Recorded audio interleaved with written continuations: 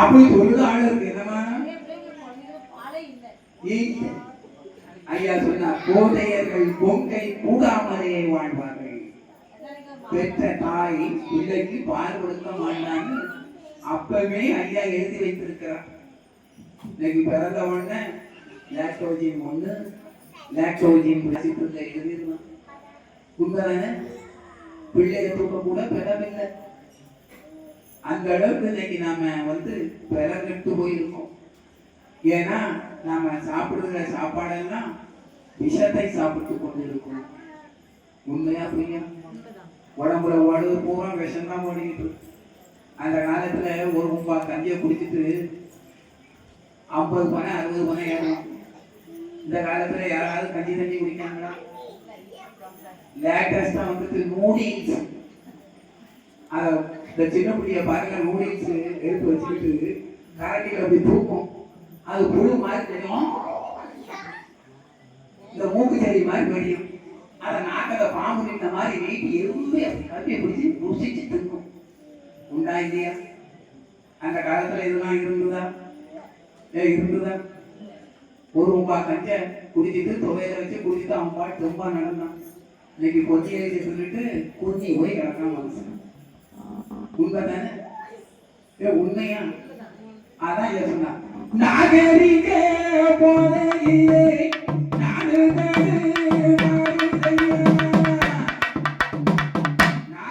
போதையிலே நாடு மாறுது.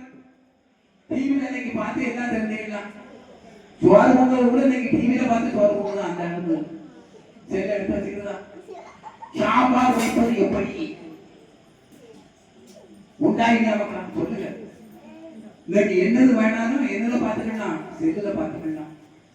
நாகரிகம் அப்படி இன்னைக்கு வளர்ந்து தலதூக்கி நிக்கி. ஒரு ஊருக்கு போனா வழியை கேட்டுப்பான். இன்னைக்கு என்ன செய்யறான்? செல்ல மேப் போட்டு போயிட்டே இருக்காங்க. யார்ட்டையும் கேட்கணும் அவசியம். உண்மைதானே? உண்மைதானே? அதாவது அப்படிப்பட்ட நாகரிகம் இன்னைக்கு வளரும். நாளுக்கு நாள் நடக்கும் அதிசயம் போல் நடத்தி வைப்பேன் என் மகனை. ஒவ்வொரு நாளும் ஒவ்வொரு அதிசயமாக நடந்து கொண்டிருக்கிறது இன்னைக்கு உலகத்துல. அந்த ஒரு காலத்துல கோயிலுக்கு போனா நடந்து போவான், வண்டி கட்டி போவான். இன்னைக்கு எப்படியா இருக்கு? ட்ரெயின், பஸ் இருக்குன்னா நட்சத்திரம் உதிரும் நடந்து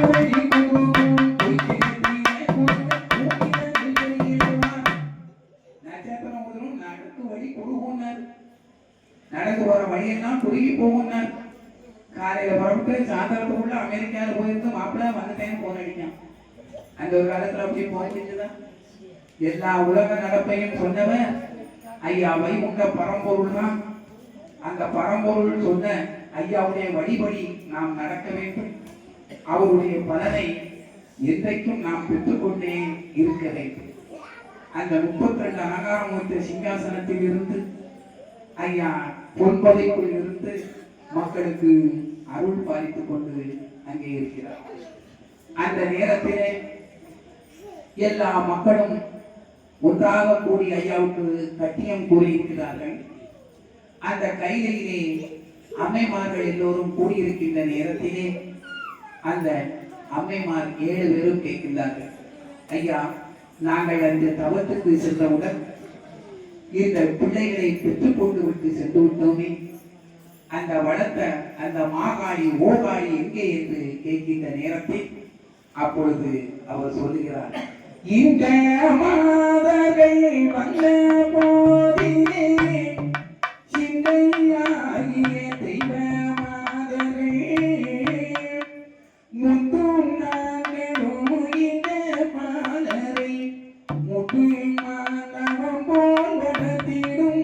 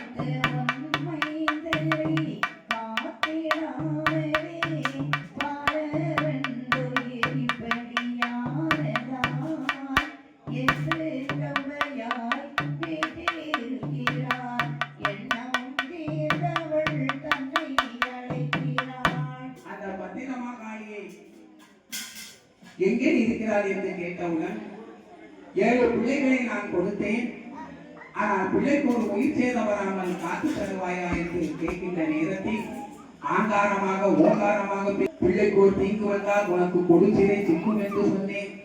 அதன்படி பிள்ளையை காக்காமல் கைகால சோழ மன்னன் 2 பிள்ளைகளை கொன்றுவிட்டான். அதனால் அந்த காளியானவள் சொன்னபடி மனம் உடைந்து அங்கே இருக்கிறாள். இப்பொழுது அவளை அங்கே அழைக்கிறேன் என்று சொல்லி அழைத்தவுடன் அவள் வருகிறாள். வந்து பாலரெல்லாம் உந்தன் பாதம் வந்து சேர்ந்தார் என்று என் மனம் மகிழ்ந்தையா என்று அங்கே வணங்கி நின்றார். அப்பொழுது எம்பெருமான் அங்கே ஒரு செல்ல கல்யாணத்தை நடத்த இருக்கிறார்கள். இந்த தர்மபுரி ராஜ்யத்தையும் ஆழ்வார் என்று சொன்னபடி அங்கே சொல்லுகிறார்.